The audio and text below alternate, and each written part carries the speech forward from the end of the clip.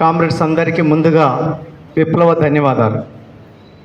ఇంతకుముందు మధు గారు కొన్ని విషయాలు, యేసూరి గారు ఈ దేశ వ్యవస్థ మార్పు కోసం ఏ రకమైనటువంటి ఒక కృషిని కొనసాగించాడో మే ముందు ప్రవేశపెట్టాడు.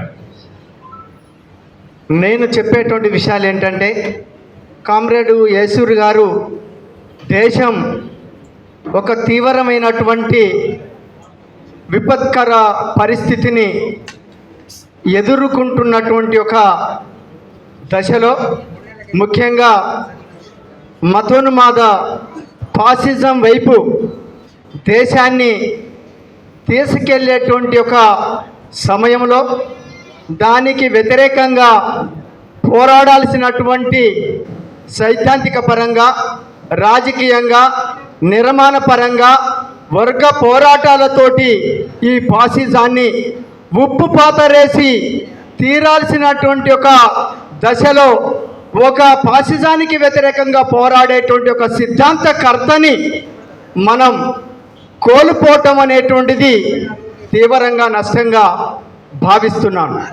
నిన్నగాక మొన్న ఈ దేశానికి ప్రముఖులైనటువంటి, ముఖ్యంగా ప్రధానమంత్రి కానీ లేదా అమిత్ షా మొన్న ఒక ప్రకటన చేశాడు.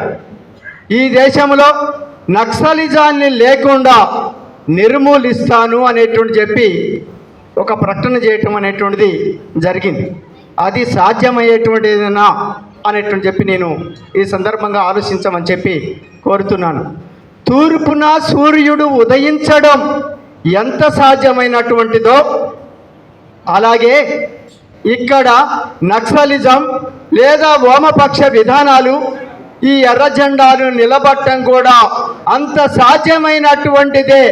నువ్వు మూర్ఖత్వం ప్రకటనలు చేయొద్దు అమిత్ షా, జాగ్రత్త అనేటని చెప్పి కామ్రేడ్ యేసూరి గారు అందించినటువంటి మతోన్మాదానికి వ్యతిరేకంగా పోరాడమని పిలుపునిచ్చినటువంటి ఒక సందర్భంగా, తన సంస్మరణ సభ సందర్భంగా ఈ మతోన్మాద బీజేపీ ప్రభుత్వాన్ని హెచ్చరించటం అనేటువంటిది జరుగుతున్నది. ఇకపోతే ఇక్కడ ఆర్థికంగా, రాజకీయంగా, సాంఘికంగా, సాంస్కృతికంగా వెనకబడ్డటువంటి ఆదివాసీ జాతి ప్రజానికాన్ని ఈరోజు మతోన్మాద ప్రభుత్వం దాడులు చేస్తున్నది, బూటకపు ఎన్కౌంటర్లు చేస్తున్నది, వైమానిక దాడులు కొనసాగిస్తున్నది. కానీ ఇవన్నీ కూడా తాత్కాలికమే. నక్సలిజాన్ని నిర్మూలించడం నీ వల్ల కాదు, నీ అబ్బతరం కాదు అనేటని చెప్పి ఈరోజు ఆదివాసీ గిరిజన ప్రజానీకం ఏజెన్సీలో అడుగడుగున నిన్ను తరిమి కొడుతున్నటువంటి ఒక విషయాన్ని గమనంలో తీసుకొని వివరించమని చెప్పి ఈ సందర్భంగా మతోన్మాద బీజేపీ దృష్టికి తీసుకొస్తున్నాను.